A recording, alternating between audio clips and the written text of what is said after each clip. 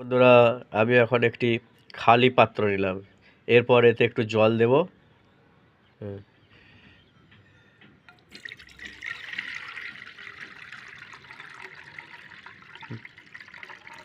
জল দেওয়া হয়ে গেল।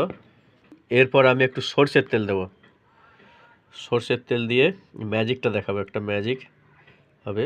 হ্যাঁ, এই সর্ষের তেল দিলাম। সর্ষের তেল দিয়ে কতগুলো বিন্দু তৈরি হলো।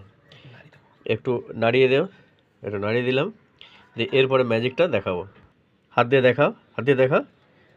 কিছু আছে? কিছু নাই। হাত দিয়ে দেখে আমাকে দেখো নিচে। হ্যাঁ, কিছু নেই। কিছু আছে কি? কিছু নেই।